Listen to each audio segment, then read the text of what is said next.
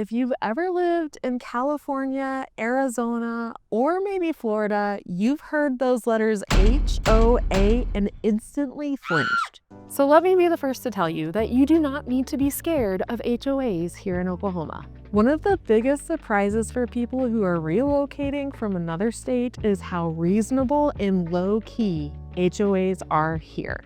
So what should you expect? So let's talk about one of the biggest misconceptions that I hear from people who are moving from like California, Arizona, New Jersey to Oklahoma. All of them say, I don't want an HOA. Everybody. They've all either been a part of a terrible HOA or they've heard the terrible stories. In some places, HOAs are mini dictatorships. You'll get fined for various things like the color of your mailbox or your window treatments, or maybe how tall your yard is. Here in Oklahoma, though, it's typically a different story. HOAs here are typically relaxed and low drama. There is still drama, but it's typically contained to the neighborhood Facebook page. So you can sit at night and scroll through that neighborhood page and look at all the hysterical, spicy posts, and it stays right there. There's no violations or citations in your mailbox. The typical things that an HOA is going to be focused on is keeping the neighborhood tidy, making sure that the green space looks amazing, making sure that the entrance looks amazing. They're going to prevent any major eyesores, which is very helpful. And they're going to enforce things like keeping yards nice and keeping fences up because they will fall down.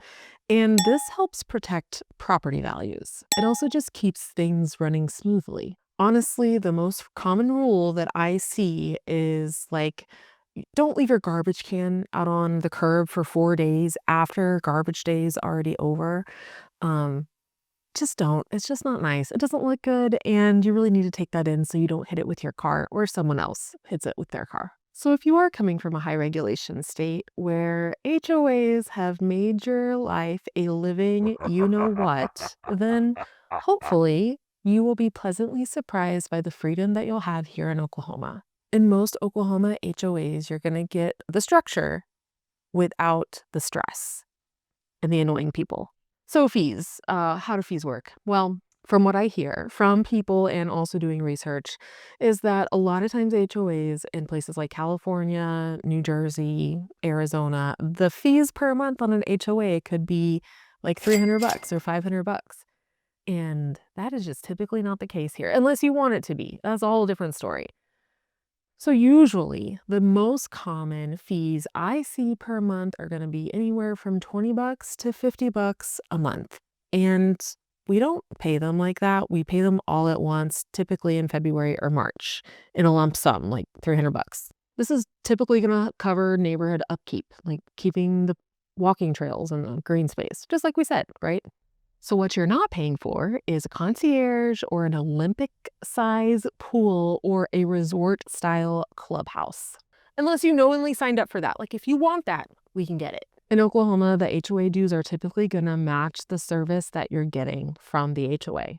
Or you may even feel like you're getting a deal. So there are 3 different neighborhoods in Norman that have HOAs, and they're all less than $800 a year. And they all have a pool. That's Holbrook, St. James, and Carrington Lakes. So one of those is actually under $350 a year. So they all have pools and they all have clubhouses. And I've been to all of them, and they are very nice. If you're thinking you absolutely do not want an HOA in Oklahoma, we can 100% do that. And oftentimes my buyers who say this initially figure out that the HOA situation is not necessarily a deal breaker for them. In Oklahoma, it's more like a group fund to keep the area nice. So one of the biggest complaints that I hear from people who are moving from states that have more high regulation HOAs like California and Arizona is that in those HOAs, they feel like they're being watched all the time. Like if you leave your trash cans out for too long and then put them up, you immediately get a violation, like they had a hidden camera somewhere watching you. Or maybe you have too many garden gnomes, like you immediately put a new garden gnome out and then they give you a violation immediately. Like, where are they putting those cameras? We can't see them. I will tell you that is not how most HOAs here in Oklahoma are operating. Usually they're run by the residents in the community, very chill people most of the time. There can be the outlier. Don't blame me if you have one. And sometimes they're going to be run by a company. So like in my neighborhood, once all the houses are built, which will be in about a year, then the whole neighborhood will vote if we want to keep our company or run it ourselves. And I kind of hope we keep our company. Enforcement in these HOAs is more about common sense and not control. So yes, if your grass gets a little bit out of control, you may get a notice either from the city or from an HOA, but honestly, you may get a knock on your door first from a neighbor. Like they might get concerned, like you're sick or something happened to you. Heck, I've even seen people offer to mow their neighbor's lawn because something like this happens, because everyone knows that life happens. So we have something else in Oklahoma that looks a lot like an HOA, but it's not, and it's a road agreement. These are not the same. Rural neighborhoods or like neighborhoods out in the country may have something like a road agreement, but it is not an HOA. So when a road is not maintained by the city or by the county, then it's probably a private road. It's probably not paved. It might be, but it needs to remain drivable. And this is what a road agreement does. It helps the road remain drivable. It's a written and agreed upon plan by all the neighbors in the community. It could be 2, it could be 4, it could be 100. Hopefully it's not 100. Oh my gosh, that's way too many. But it's just a plan for the road, and it keeps that road drivable so that you can drive on it with a normal car. So different things that they typically do, like the fund will help with putting gravel on the road because that washes off, fixing any potholes, and maybe snow removal or something like that. And that's it. A road agreement, they don't care about your shutters, they don't care about what you paint your house, they don't care about your shed. Like they're not trying to police your property. They're trying to keep the road drivable. This is just so your car doesn't bottom out on your way home from work. For instance, a road agreement would cover upkeep for the road, but it would not set rules for property appearance. And anyway, there would probably be a set amount for the road agreement that you'd have to contribute each year.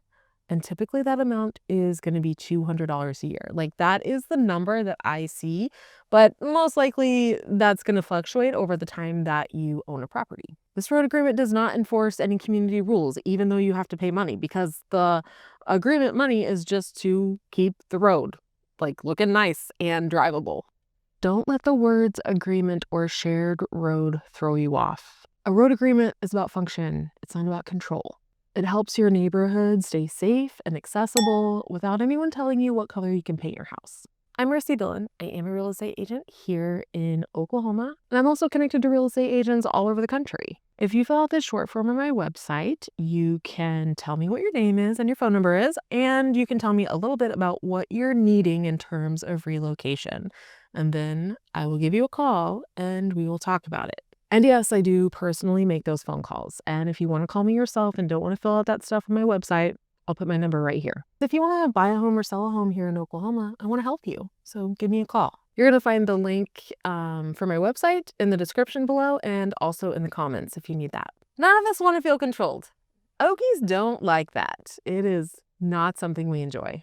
But if you're buying a home now and the prices are high, like you want to protect your property value, and an HOA does help to do this. You want to know that that neighborhood is being taken care of, right? An HOA is just about making sure that everyone holds up their end of the bargain. Like no one has overgrown lawns or a junky front yard or a green space that looks like it's snaky. Ugh. This keeps your property value protected. You do not want someone on your street turning their house into a dilapidated house, and then you try to sell your house. Like you're not going to get the money that you want out of that house. That is how this works. There are HOAs in Oklahoma that are more strict, and you can figure out really fast which ones those are. Hint, they typically have a gate. There's no reason to be scared of our HOAs. Some may be exactly what you're looking for. Just get the info, of course, before you buy. Usually the rules are really easy to find, like they're not hiding these anywhere. So thanks so much for watching, and I'll see you in the next video.